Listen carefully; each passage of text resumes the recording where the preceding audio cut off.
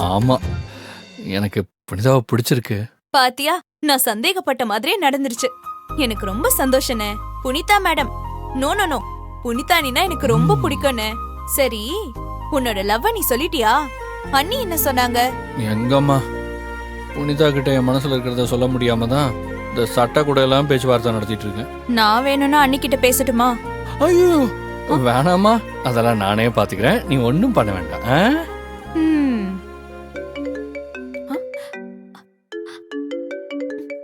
சொல்லலாமா அண்ணே. வேண்டாம்?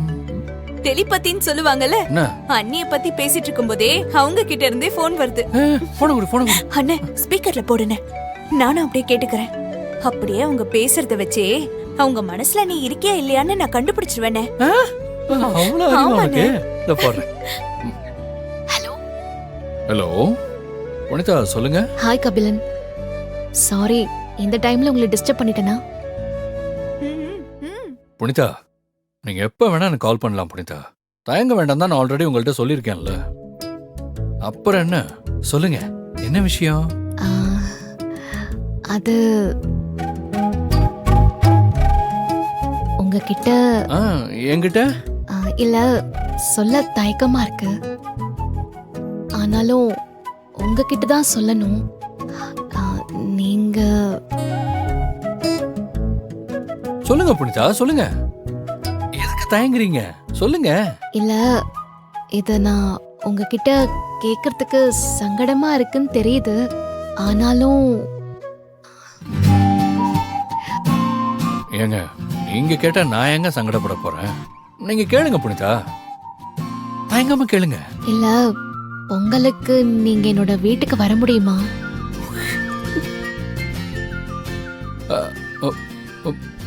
உங்க வீட்டுக்கா?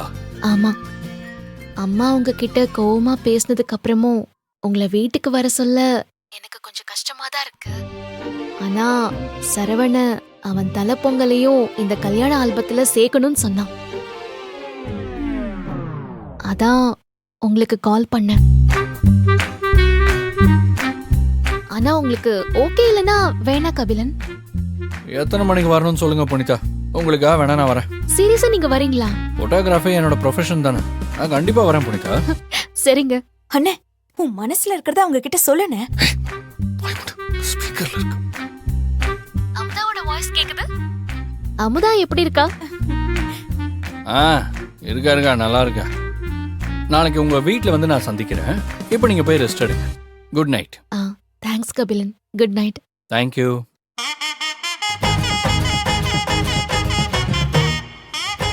அண்ணே, உன் மனசுல இருக்கிறத நீ சொல்லிருக்கலாம்லண்ணே. சில விஷயங்களை போன்லயே சொல்லக்கூடாது. நேர்ல புனிதாவோட கண்ணை பார்த்து என் காதலை நான் சொல்லணும். என் கண்கள்ல இருக்கிற காதலை புனிதா பார்க்கணும். இந்த மாதிரி சினிமால தான் டயலாக் பேசி கேட்டிருக்கேன். எப்படியோ உன் காதல அண்ணிக்கிட்ட சொல்லிடுன. கண்டிப்பா நான் சொல்லிடுவேன். சரி, நீ போய் எனக்கு ஒரு காஃபி எடுத்துட்டு வா. சரி, ஓகே.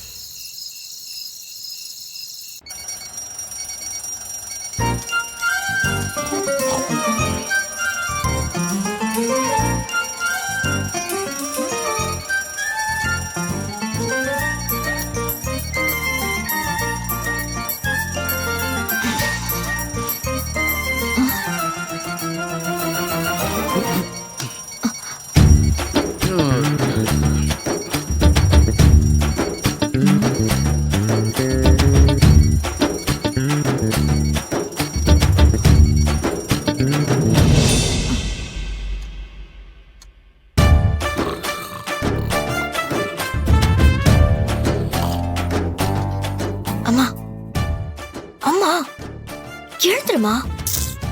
ஏய், மணி 4 ஆச்சு. இந்த நேரத்துல என்ன ஏண்டி எழுப்புற? எழுந்துருமா. போய் அந்த தெய்வானை எழுப்பணும். அந்த தெய்வானை ஒரு வழி பண்ணணுமா? கடவுளே, அவள ஒரு வழி பண்றீங்களோ இல்லையோ, அப்பாவும் பொண்ணும் சேர்ந்துகிட்டு என்ன ஒரு வழி பண்றீங்க? எழுந்து வாமா. இப்ப என்ன என்னடி பண்ண சொல்ற? இப்ப ஒழுங்கு மரியாதை எஞ்சி வரியா இல்லையா? ஓ ராமா, வா. ஏண்டி என்ன இப்படி படுத்துற?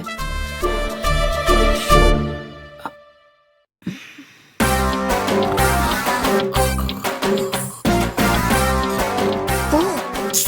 இருடி.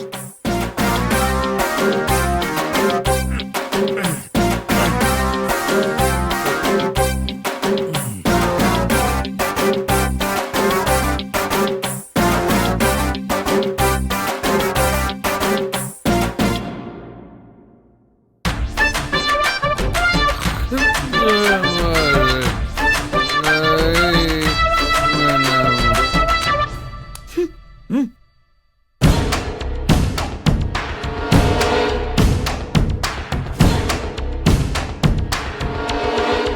சீக்கிரம் வாமா. இரு. வாமா. என்னடி? யாழ்னி, காலையில 4 மணிக்கே தேவான ரூம்க்கு வர சொன்னியே, எதுக்கு? சொல்றேன். மா, ஆ? முதல்ல அந்த தெய்வானையை எழுப்பி ஏதோ சந்திர முகூர்த்தம் இருக்கு, போய் குளின்னு சொல்லு. ஏய், அது சந்திர முகூர்த்தம் இல்லடி, பிரம்ம முகூர்த்தம். இதுவே தெரியல. ஏதோ ஒண்ணு. நீ போய் தெய்வானைய இப்பவே குளின்னு சொல்லுமா. ஏய், நான் எதுக்குடி அவளை எழுப்பணும்? நான் எதுக்கு குளிக்க சொல்லணும்? அவ என்ன சின்ன குழந்தையா? எழுந்து குளி, பவுடர் போடுன்னு சொல்றதுக்கு? அதெல்லாம் என்னால முடியாது. இத சொல்றதுக்கு தான் என்னை கூட்டி வந்தியா நீ? ஐயோ அம்மா, நான் ஒரு காரணமா தான் சொல்றேன். தெய்வானைக்கு பனில தலைக்கு குளிச்சா ஒத்துக்காதான், உடம்புக்கு முடியாம போயிடுமா. ஓ, அதனால நான் இப்ப அவளை எழுப்பி குளின்னு சொல்லணும், அதானே? அதேதாம்மா. ஆமா, நான் சொன்னா அவ உடனே நம்பிடுவா பாரு. அத்தை, நம்புற மாதிரி சொல்லுங்க. ம். அத்தை தான் எழுப்பி விட சொன்னாங்கன்னு சொல்லுங்க. தெய்வான நம்பிடுவா. என்னவோ நீங்க 2 பேரும் சொல்லிக்கிட்டு இருக்கீங்க, மாட்டிக்காம இருந்தா சரி.